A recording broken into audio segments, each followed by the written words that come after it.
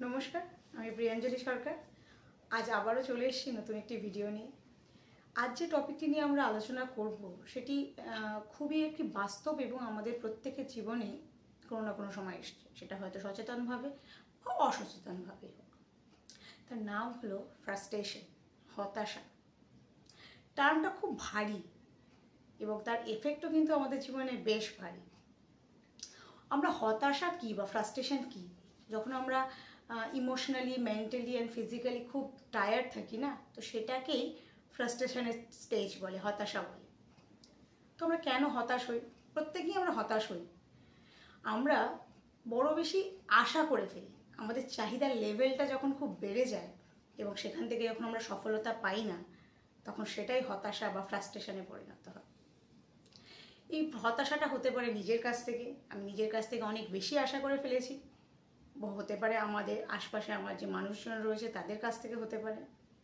আমাদের ভাবতে হবে আমরা কিন্তু প্রত্যেকেই প্রতিদিন প্রত্যেক মুহূর্তে কোনো না কোনো ভূমিকায় আমরা অভিনয় করছি। আমরা কিন্তু প্রত্যেকেই এক একজন অভিনেতা অভিনেত্রী। আপনি হয়তো কোনো সময় কারোর মেয়ে, কারোর মা, যে প্রফেশনে আছেন, যদি সেই প্রফেশনে বিলং করছেন, আপনি যখন বন্ধুদের সঙ্গে রয়েছেন তখন একটি বন্ধু। তো আমরা কিন্তু প্রত্যেকে প্রতিটা সময় আমরা কোনো না কোনো চরিত্রে অভিনয় করছি, এবং সেই চরিত্রে অভিনয় করার সময় যদি আমরা প্রত্যেকের কাছ থেকে কিছু না কিছু আশা করে ফেলি এবং সেই আশাটা কিন্তু সফল হবে, এটা কিন্তু আমাদের না ভাবাটাই শ্রেয়।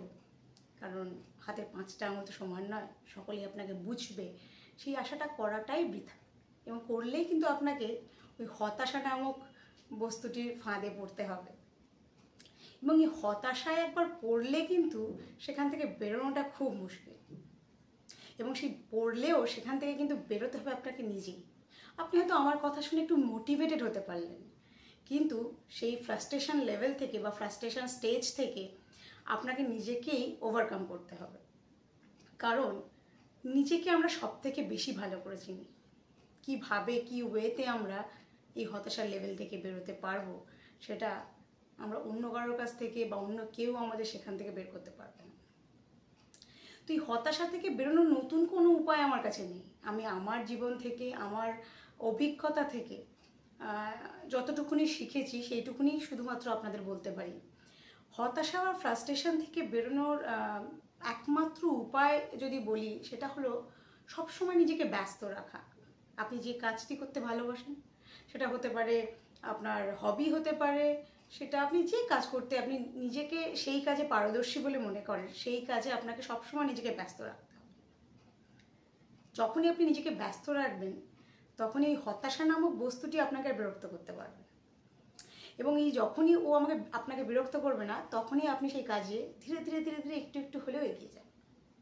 হয়তো আজকের দিনটা আপনার নয়, আজকে আপনি সফল হলেন না, আপনি নিশ্চয়ই কালকে সফল হন। কাল দিনটা নিশ্চয়ই আপনার হবে। আর যদিও কাল দিনটা না হয়, পরশু নিশ্চয়ই আপনার হবে। এই ভাবনাটা নিজের মধ্যে রাখতে হবে। ওই যে ইংরাজিতে বলে যেটা, বি পজিটিভ। সব সময় পজিটিভ থাকতে হবে। এবং পজিটিভ থাকার, আমার মতে, হতেই পারে আপনারা অনেকেই হয়তো আমার সঙ্গে একমত নাই বা হলেন, পজিটিভ থাকার একমাত্র উপায় হলো নিজেকে সবসময় বেস্ট ভাবা, যে আই অ্যাম দ্য বেস্ট। আমি হলাম একদম সর্বকাজে, আমি যা করছি সেটাই হলো ঠিক। কে কখন আপনাকে সার্টিফাই করবে যে আপনি বাহ, আপনি ভালো, বা তুই ভালো, তুমি ভালো, সেটা করার থেকে, সেখান থেকে আশা করার থেকে আপনি নিজেকে সবসময় বেস্ট ভাবুন।